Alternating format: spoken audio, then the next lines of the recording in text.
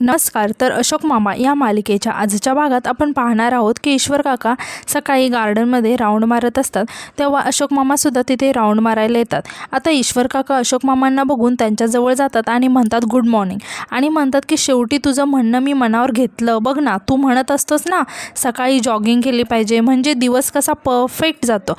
पण अशोक मामा काहीच बोलत नाहीत आणि म्हणतात की तू चालायला आला आहेस की बडबड करायला? मला तुझ्याबरोबर चालायचंच नाही असं म्हणून ते पुढे निघून जायला लागतात. आता ईश्वर काका अशोक मामांना थांबवत म्हणतात, मित्रा एवढा काय राग डोक्यात घालून घेतोयस? हे बघ, मी त्या मीटिंगला गेलो कारण त्या मीटिंगमध्ये मला तुझा मुद्दा मांडायचा होता. अशोक मामा म्हणतात, का वकील आहेस माझा? का बायको आहेस तू माझी परक्या लोकांसमोर माझी बाजू मांडायला? ईश्वर काका म्हणतात, मित्र तर आहेच ना. तर अशोक मामा म्हणतात की त्याचीच मला शंका आहे. ईश्वर काका म्हणतात, हे बघ अशोक, काही बोलू नकोस. अशोक मामा म्हणतात, काही नाही, खड्यासारखं तुम्ही मला मीटिंगमधून बाजूला ठेवलं. तुला माहीत होतं तिथे माझ्याबद्दल बोलणार आहेत, त्यासाठी मला न कळवता मीटिंग ठरवली गेली. एकतर तू मला सांगायला पाहिजे होतं आधी, किंवा तू स्वतः तिकडे जायला नको होतंस. ईश्वर काका म्हणतात, अरे पण ते लोक तुझ्याबद्दल काय बोलतात ते ऐकण्यासाठी मी गेलो होतो. अशोक मामा रागाने म्हणतात, मूर्खासारखं काहीतरी बोलत असणार. माझे नियम त्यांना जाचक वाटत असणार, पण नियमांशिवाय कुठलीही संस्था, समाज, सोसायटी, ग्रुप चालत नाही. आणि म्हणतात, ईश्वर मला तुझ्यासोबत काही बोलायचं नाही या, असं म्हणून ते तिथून निघून जातात. तर इकडे ईशान आणि इरा नाश्त्यासाठी पोहे बनवलेले आहेत म्हणून अमितवर चिडलेले असतात. तेव्हा तिथे समा येते आणि विचारते, बाबा मम्मा कुठे आहे? अमित सांगतो की मुंबईला गेली आहे, भारतामध्ये सकाळच्या फ्लाईटने. आता ईशान विचारतो की पण अशी अचानक कशी गेली पल्लवी? अमित म्हणतो, तो तिला आई म्हणत नाही ना म्हणून ती गेली. समा विचारते, पण का गेली आहे ती? अमित सांगतो की आपण जाणार होतो ना, पण ह्या बाई पडल्या आणि आता तुझी एक्झाम म्हणून पल्लवी म्हणाली की मीच जाते आणि आजोबांना घेऊन येते. समा विचारते, म्हणजे आजोबा इथे येणार आहेत?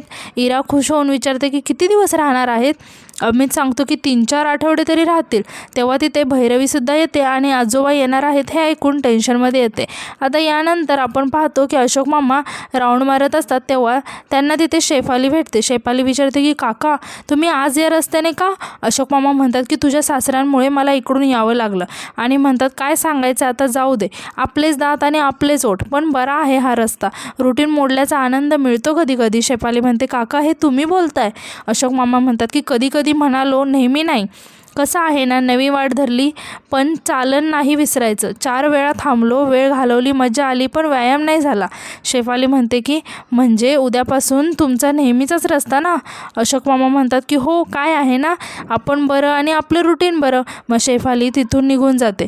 तर इकडे आपण पाहतो की भैरवी तिची बॅग पॅक करत असते. ईशान ओरडून अमितला आवाज देतो आणि म्हणतो की बघ ना, भैरवी माऊ चालली आहे. समा म्हणते की माऊ एवढं अर्जंट काय काम आहे?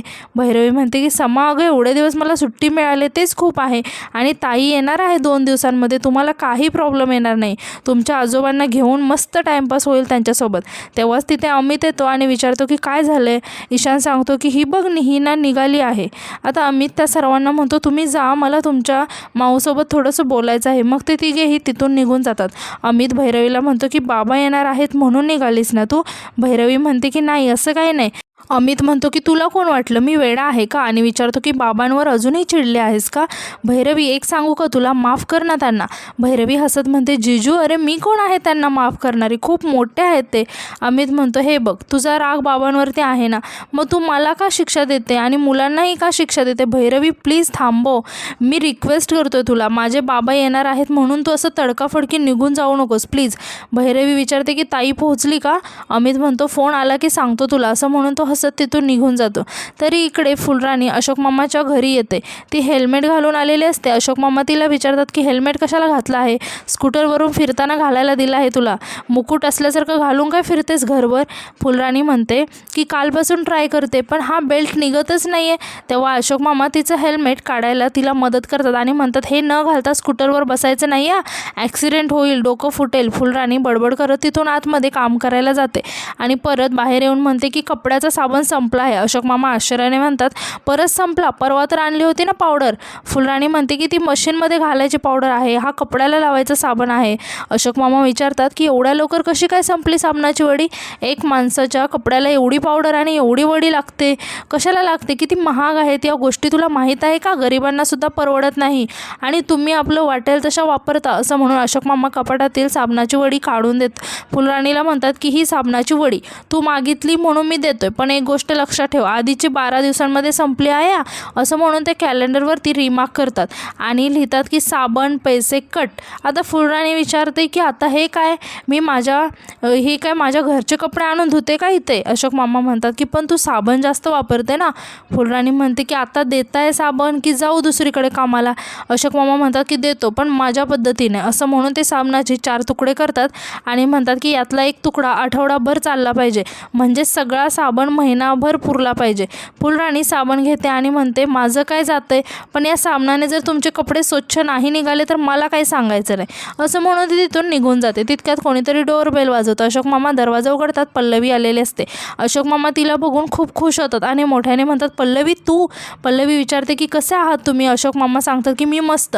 मग पल्लवी आतमध्ये येते. अशोक मामा विचारतात की बाकीचे नाही का आले? पल्लवी सांगते की नाही, मी एकटीच आले आहे. फुलराणीसुद्धा बाहेर येते आणि पल्लवीला बघून खूप खुश होते आणि पल्लवीला मिठी मारून ती म्हणते की मला तुमची खूप आठवण येते. असं म्हणून ती रडायला लागते. आता अशोक मामा म्हणतात की आता तुला काय झालं? ती आली आहे, चालली नाही. फुलराणी म्हणते की काय माणूस आहे, रडूसुद्धा देत नाही. तर दुसरीकडे आपण पाहतो की ईश्वर काका अशोक मामांकडे निघाले असतात. तेव्हा उर्मिला काकू म्हणतात की झाला तेवढा अपमान पुरे नाही का झाला? ईश्वर काका म्हणतात मित्र अपमान करत नाहीत, अपमान बायको करते. मित्र नाराज होतात. उर्मिला काकू म्हणते की मग असेच कशाला जाता? एक काम करा ना, एखादं गुलाब नाही तर चॉकलेट घेऊन जा ना, मित्र रुसला आहे ना, रुसवा फुगवा काढायला जा ना. आणि रागाने ओरडून म्हणतात की एवढ्या वर्षामध्ये माझा कधी रुसवा फुगडा काढला का?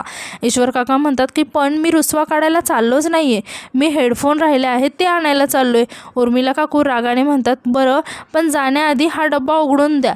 असं म्हणत ईश्वर काकांच्या हातात डब्बा देतात आणि म्हणतात तेवढं तरी काम करा बायकोसाठी. तर इकडे आपण पाहतो की पल्लवी सगळं घर फिरून बघते आणि म्हणते की काही बदललं नाही. अशोक मामा फुलराणीकडे बघत म्हणतात हो ना, बघ अजूनही तेवढीच आगाऊ आहे. पल्लवी म्हणते नाही हो, तसं नाही, घरातलं काही बदललं नाही, सगळ्या वस्तू अगदी तशाच्या तशा आहेत. आता फुलराणी त्या दोघांसाठी चहा घेऊन येते. अशोक मामा विचारतात की पण तू अचानक कशी आलीस पल्लवी? तर पल्लवी सांगते की काही ठरवलं नव्हतं, अचानकच निघाले, अचानक मुंबईला यावंसं वाटलं आणि आले. अशोक मामा म्हणतात की काही न ठरवता? बापरे. आणि विचारतात की अमित? पल्लवी सांगते की त्याला ठेवलं आहे मुलांबरोबर घरी. अशोक मामा म्हणतात पण मुलांना चालतं का? तू नाहीस तर तो आहे. पल्लवी म्हणते की हो, मी गेल्या वेळेस पण आले होते ना एकटी, छान राहतात मुलं त्याच्यासोबत, छान सांभाळतो तो, आईच्या आजारपणात नव्हते का आले मी? अशोक मामा विचारतात की पल्लवी तू काय खाणार, पोहे करू का तुझ्यासाठी? आणि म्हणतात की नाही नाही म्हणू नकोस, कारण मला माहिती आहे की तू विमानामध्ये काही खात नाहीस. पल्लवी म्हणते हो, पण तरी तुम्ही काही करू नका, मी मागवते काहीतरी. तेव्हा फुलराणी तिथे येते आणि म्हणते की ताई कशाला मागवता, मी बनवते ना. आणि सांगते की ताई या घरामध्ये कोणीही पार्सल आणून देत नाही. पल्लवी आश्चर्याने विचारते की का? फुलराणी अशोक मामांकडे बघून सांगते यांच्यामुळे. आणि सांगते की मागच्या वेळेस हे आजारी पडले होते ना, तेव्हा यांना इडली खायची होती, घराचं फीट संपलं होतं म्हणून म्हटलं ऑर्डर करावी. मी आतमध्ये काम करत होते तोपर्यंत पार्सलवाला पोरगा पार्सल घेऊन आला. एकाच्या ऐवजी 2 वेळा बेल वाजवली तर हा आजारी पडलेला माणूस जाऊन त्याला बोल बोल बोलला. तेव्हापासून कोणताच डिलिव्हरीवाला आपल्याकडे पार्सल घेऊन येतच नाही. अशोक मामा म्हणतात तू काय आल्या आल्या हिचे कान भरायला लागलीस का? फुलराणी म्हणते की कुठल्या तरी समजूतदार माणसाला समजायला हवं ना हा माणूस कसा वागतो ते. आता अशोक मामा म्हणतात की काही मागवायची गरज नाही, मी पोहे बनवतो, एकदा खाऊन तर बघ. असं म्हणून ते किचनमध्ये जातात. पल्लवी फुलराणीला म्हणते की फुलराणी चल ना, मला जरा तुझ्याशी बोलायचं आहे. असं म्हणून ती तिला तिथून बाजूला घेऊन जाते. पल्लवी म्हणते की बरं झालं तू त्यांच्यासोबत आहेस ते. फुलराणी म्हणते हो, पण त्यांना तसं वाटत नाही ना, सारखं ओरडत असतात. पल्लवी म्हणते की आता पुढचे 2-3 दिवस मी आहे, तोपर्यंत बाबा तुला खूप कामं सांगणार आणि असंच काय काय करत राहणार. फुलराणी म्हणते की 2-3 दिवसच म्हणजे 2-3 दिवसांनी तुम्ही जाणार? ताई प्लीज राहा ना अजून. पल्लवी म्हणते बरं बघ, मी तुझ्यासाठी ना गिफ्ट आणलं आहे. असं म्हणून ती फुलराणीला गिफ्ट देते आणि म्हणते की हे घरी जाऊन बघ, आवडेल तुला. फुलराणी म्हणते की बरं चला, नाहीतरी म्हातारा गोंधळ घालेल. तर इकडे आपण पाहतो की समा अभ्यास करत बसलेली असते. तिथेच ईशान आणि इरा कशावरून तरी भांडत असतात. समा ओरडून म्हणते की तुम्हाला कळत नाही आहे का, मला अभ्यास करायचा आहे. असं म्हणून ती तिथून रागाने निघून जायला लागते. तितक्या तिथे भैरवी येते येते आणि मोठ्याने म्हणते की गुड न्यूज आहे आणि मॉलमध्ये मजा करण्यासाठी रेडी व्हा. ईशान म्हणतो की पण आम्हाला तर गुड न्यूज माहिती आहे, तू आता तिकडे जाणार नाहीस ना. इरा म्हणते की ती जाणार आहे पण फक्त मंडेला नाही जाणार. भैरवी आश्चर्याने विचारते की पण तुम्हाला कोणी सांगितलं. इरा सांगते की बाबा म्हणाले होते की ते तुला समजावणार आहेत आणि बाबांचं तर सगळेच ऐकतात म्हणून. भैरवी म्हणते की बरं आता गुड न्यूज कळाली आहे तर पटकन रेडी व्हा, आपण बाहेर जाऊया. मग इरा आणि ईशान दोघेही तिथून निघून जातात. आता समा म्हणते माऊ मला तुला एक सिरियस प्रश्न विचारायचा आहे, तुझा आणि आजोबांचा नक्की काय प्रॉब्लेम आहे, म्हणजे ते तुझ्याशी सुद्धा वाईटच वागले आहेत. तर इकडे अशोक मामा पल्लवीसाठी पोहे बनवतात आणि घेऊन येतात आणि म्हणतात की खाऊन बघ, असे पोहे ना तू कधीच खाल्ले नसतील. पल्लवी पोहे खाते आणि सांगते की मस्त झाले आहेत. अशोक मामा खुश होऊन म्हणतात की मला माहिती होतं चांगलेच होणार. अगं तुझ्या सासूच्या हातची चव ना माझ्या जिभेवर आहे, नुसत्या वासावरून ना मी ओळखतो पदार्थ कसा झाला आहे, ते चुकणं शक्यच नाही आहे कधी. तितक्यात कोणीतरी डोरबेल वाजवतं. पल्लवी जाऊन दरवाजा उघडते तर ईश्वर काका आलेले असतात. पल्लवी खुश होऊन म्हणते की ईश्वर काका तुम्ही. अशोक मामा मात्र आश्चर्याने बघायला लागतात आणि आजचा भाग इथेच संपतो. धन्यवाद.